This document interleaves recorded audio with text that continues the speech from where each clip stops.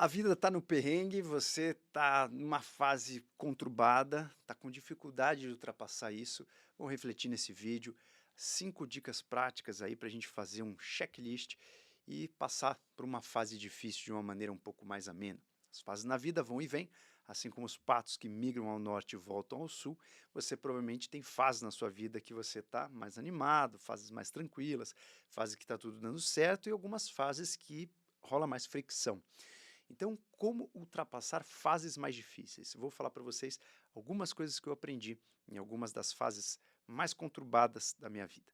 Inclusive, né, como esse mesmo tópico aqui perguntado, é como ultrapassar a residência médica sem desistir. Para quem não é da área da saúde, não está contextualizado, em geral, na residência médica nós temos aí uma carga horária muito grande, muito estresse e existe uma hierarquia. Hoje em dia parece que isso mudou um pouco, tenho conversado com as pessoas que estão na residência, mas algumas residências ainda mantêm, né, como se fosse uma coisa bem militar mesmo, né, um clima militar. Então, como ultrapassar essa fase de uma maneira mais amena? Uma das fases, sim, mais difíceis da minha vida foi a residência de cirurgia geral. A residência de cirurgia plástica ela já não é tão militar, né? Já acontece um pouco mais de conversa, uma coisa um pouco mais, talvez, mais amena, né? Mais humana. A residência de cirurgia geral, eu fiz na Santa Casa São Paulo, fiz numa época que era muito militar. Então, existem muitos fatores que fazem com que esta fase, ou ultrapassar essa maratona, seja um pouco cauteloso, seja um pouco difícil, não só para mim, como para todo mundo que estava lá, né? Então, você fica com privação de sono, trabalhando numa carga muito pesada, né, mais de 100 horas semanais, apesar de, né, no registro ali ser, sei lá, 60 horas semanais, você trabalha muito mais do que isso. Você tem uma hierarquia muito grande, você tem uma pouca autonomia da sua rotina, isso é uma coisa que estressa muito. Você, de uma hora para outra, um ano, alguns meses você é um estudante, e algumas semanas para frente você tem uma responsabilidade muito grande, uma responsabilidade de cuidar da saúde, de ser o chefe ali do plantão da noite, de todas as condutas partirem de você não poder errar porque você vai ser repreendido e vai ser humilhado. Então existem muitos fatores que fazem com que a fase da residência médica seja muito difícil. Para mim, basicamente foram duas fases da minha vida que foram difíceis de atravessar e que me trouxeram muitos aprendizados em relação ao controle do estresse.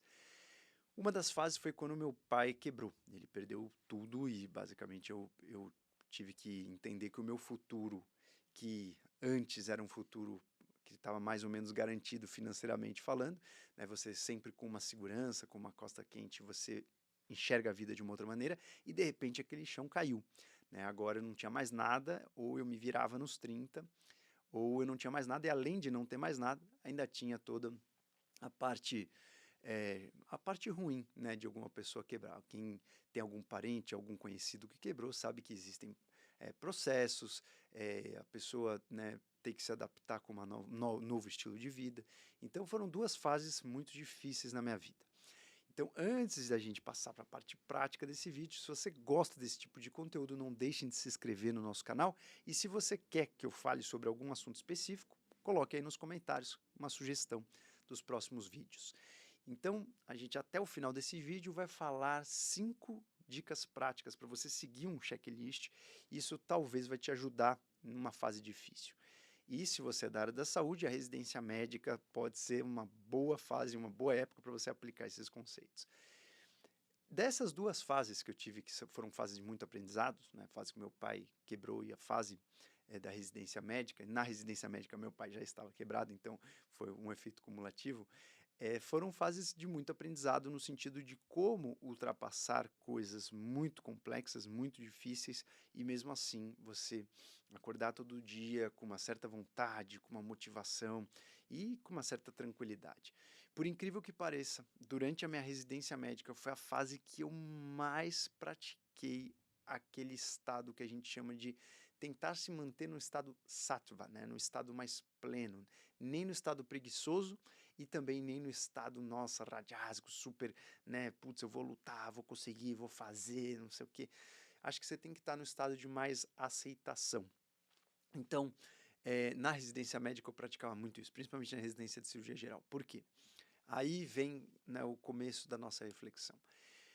Toda fase difícil, ela tem alguns fatores que estão dificultando essa fase. Ou você está dormindo pouco, ou você está trabalhando muito, ou o trabalho está estressante, você não está se dando bem com alguém no trabalho, as suas relações estão conturbadas, ou você está precisando de dinheiro.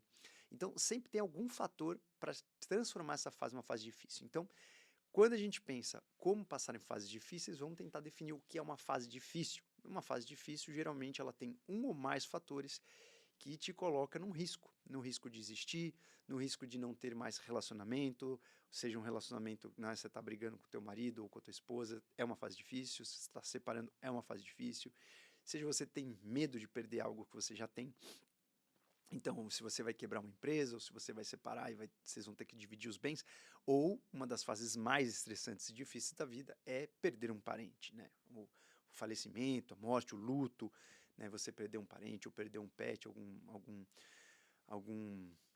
algum símbolo, né, que você goste, seja um ser humano ou seja um animal.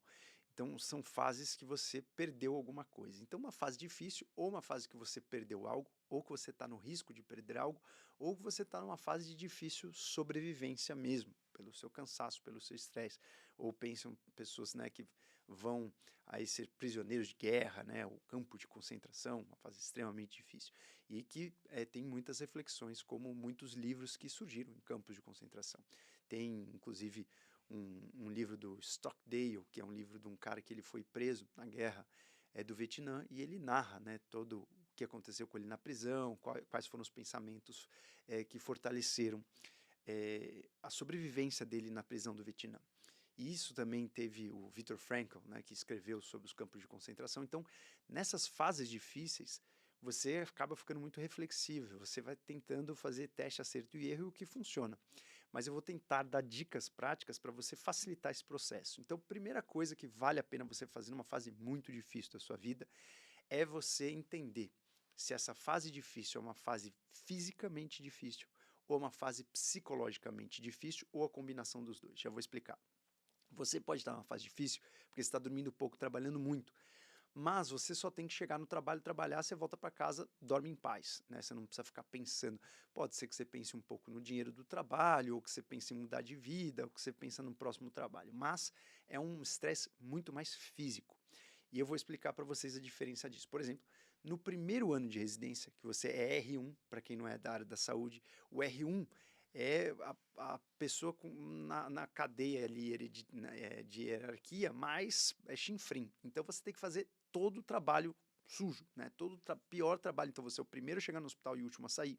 Então todo o trabalho que precisa, né, que tem que ser delegado para alguém que faça um trabalho mais sujo, ou que leve um paciente para tomografia, vai tomar radiação, ou aquela pessoa que vai abrir um pé necrosado e tem que lavar o pé necrosado às 4 da manhã, para 6 da manhã tá tudo pronto. Esse é o R1, né? A pessoa que faz o trabalho, talvez, que ninguém queria pegar. A primeira coisa que as pessoas querem delegar, vai para o R1. Então, é a pessoa que pega o trabalho, digamos, menos nobre.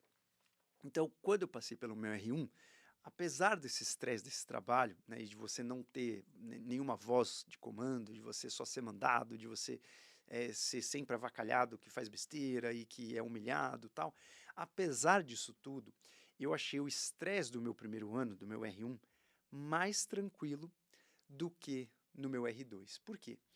Durante esse ano do R1, o estresse era momentâneo ali. Eu não tinha nenhuma pressão psicológica a não ser passar por isso.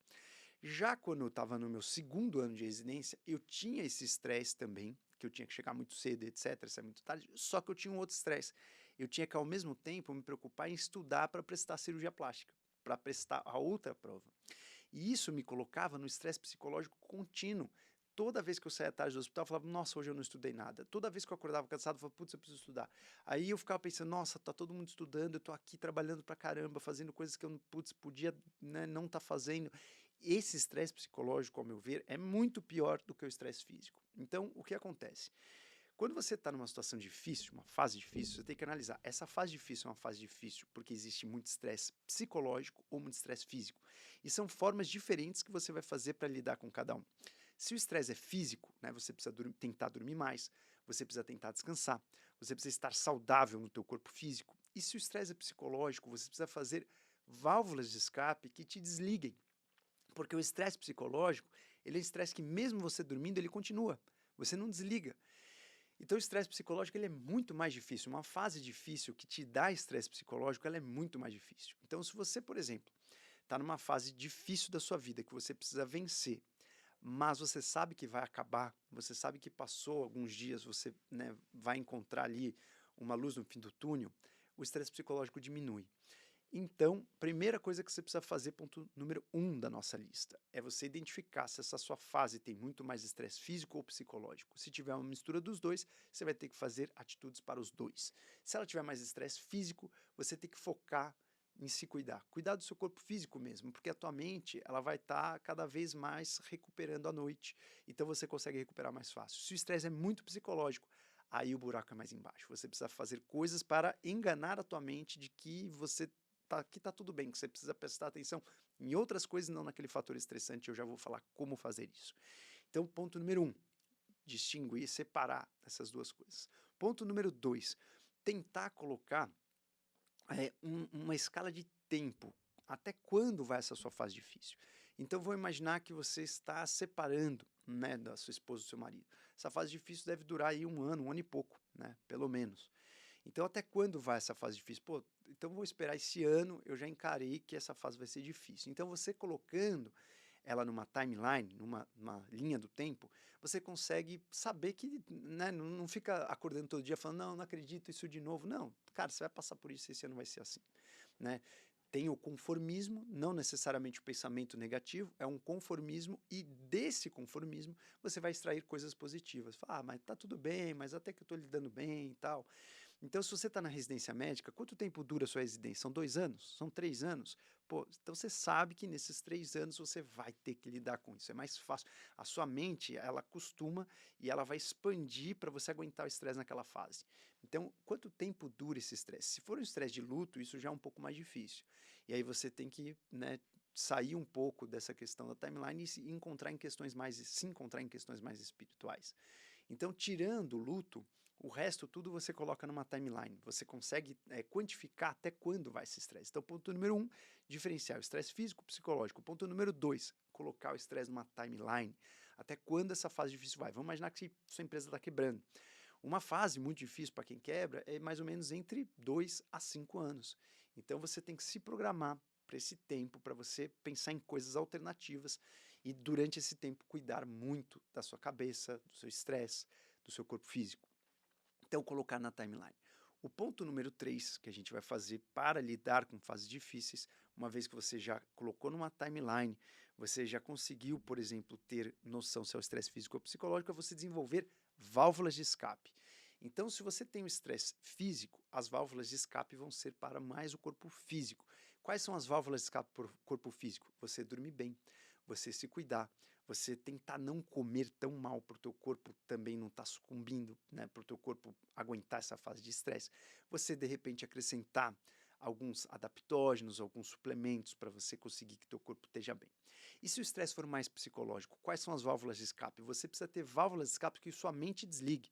Então, isso pode ter alguma coisa que você super se concentre, por exemplo, você gosta de fazer algum esporte específico, né? Eu gosto de, sei lá, jogar vôlei, eu gosto de jogar rock, eu gosto de, sei lá, ir velejar, eu gosto de surfar, né? Então, você se coloca em situações que você consegue se desligar, você tem que se concentrar tanto nessa tarefa que você desliga a tua cabeça do estresse. Então, esse estresse psicológico, ele tem que ser movimentado por uma válvula de estresse também mental. E uma das coisas que eu mais gosto para o estresse psicológico é você fazer práticas que te coloquem no espírito de sobrevivência. Por exemplo, como uma sauna extrema e o banho frio. Quando você entra na sauna e você não está aguentando mais, você para de pensar no amanhã, você pensa no hoje. Então, para mim, esse ritual de sauna e banho frio é uma das coisas que mais resolve o estresse psicológico. Porque em 10 minutos você está sucumbindo ali na sauna e você esquece aquele estresse todo que você tinha na cabeça. E você só pensa em sobreviver. Então tem outras coisas que podem levar a gente também nesse ponto, né? Você pode fazer um jejum extremo, você pode, de repente, fazer um esporte radical, né? Vai saltar, sei lá, de bungee jump, você não vai ficar lembrando do seu estresse psicológico. Então, tratar o estresse psicológico com uma outra coisa psicológica que seja um estresse temporário e que você esqueça aquele estresse crônico, tá? Então, desenvolver válvula de escape. Ponto número 4 é você olhar à frente quando acabar a fase de estresse, quais são as coisas que você vai se deliciar, né? Qual é o seu eu ideal, né? Qual é o seu otimismo? Então, ponto número 4 da sua lista são coisas que você vai sempre sonhar e toda vez que você estiver muito estressado, você vai lembrar que daqui a pouco vai chegar a fase, né, de calmaria. Sempre depois da tempestade tem a calmaria. Então, o que você sonha em ver na sua fase de calmaria? Né? O que você espera em ver? Se você está na residência médica, você espera ser um médico formado, você espera ter um bom consultório cheio, você espera atender muitas pessoas. Se você, por um acaso, está numa fase de você quebrou tua empresa, o que você espera numa outra fase? Ah, você mudar de área, você fazer coisas novas, você poder, né, sei lá, ter mais tempo com a sua família. Você olha lá na frente coisas que podem ser positivas com essa mudança que está rolando na sua vida. Então isso faz com que você não fique tão estressado, tão ansioso em resolver logo a fase, mas você olha sempre lá na frente, ó, tá chegando, deixa vir que estão vindo coisas boas, tá se materializando, solidificando coisas muito boas. E para finalizar, né, eu acho que o ponto final que a gente deve olhar para as nossas fases de estresse é você tentar achar os maiores aprendizados, né? O que você fez de errado ou o que você poderia ter feito diferente para passar melhor por essas fases. Então, olhar para a fase que você está, vamos imaginar que você está na residência médica. Pô, não fica arrumando briga, sabe? Não fica discutindo com outras pessoas, projetando seu estresse, por exemplo, dentro da sua casa, né, na sua família, ou no próprio hospital, né, discutindo com outros médicos, ou entrando na ego trip, na ego trip da medicina, quem está mais certo, quem está mais errado. Isso vai dificultar mais a sua fase. Então, isso vale, por exemplo, se você está quebrando a sua empresa, né? Não fica pensando, pô, cara, vou descontar aqui na esposa, ou putz, a vida tá uma droga, então fui convidado para viajar no final de semana, não vou mais, porque tá tudo ruim, não sei. Não. Então, tenta achar bons aprendizados, o que você poderia fazer diferente para amenizar essa fase do estresse e também aprendizados que você vai levar para a vida. Aonde que você errou, que você poderia ter evitado esse estresse. Na residência médica, você errou na escolha. Não, é brincadeira, você não errou. Na residência médica, você tem que passar por isso e acabou, né? É uma fase que você tem que passar. Mas se você, por um acaso, está numa fase de estresse, por algum fator que você mesmo poderia ter evitado, aonde você errou? O que você poderia fazer diferente? Então ficam aí 5 pontos. Vou resumir de novo esses 5 pontos para você relembrar e repassar esses pontos na sua fase.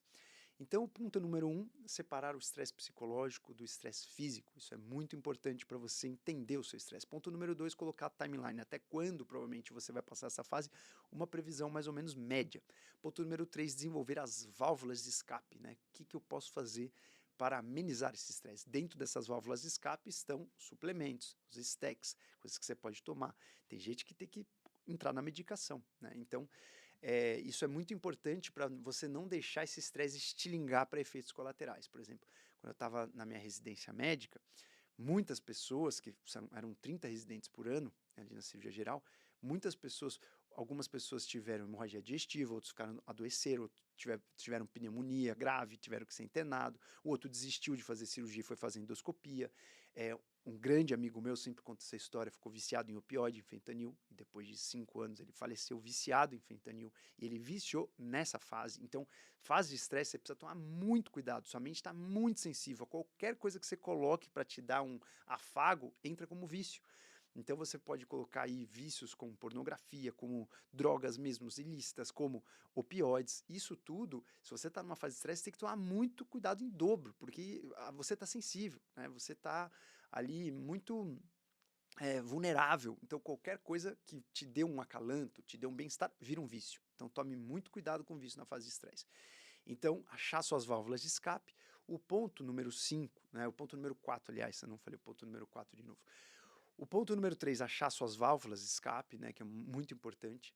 O ponto número 4 e o ponto número 5 são para você olhar para frente, né? O que você pode ver de bom, ponto número 4, na fase, né, da calmaria. E o ponto número 5 é o que você poderia corrigir ou no passado você pode evoluir e mudar para que sua fase passe de uma forma mais amena e que a fase de calmaria venha de uma maneira mais brilhante. Então, passando por essas 5 etapas, você tem mais clareza do seu estresse e você pode colocar rituais na sua rotina. É muito importante você ritualizar, né? Na fase da residência de cirurgia geral, eu lembro que eu chegava no meu pós-plantão, eu não ia dormir. Eu ia dar uma nadada de 20 e poucos minutos, pelo menos para soltar o corpo, e fazer uma meditação antes de dormir. Por quê?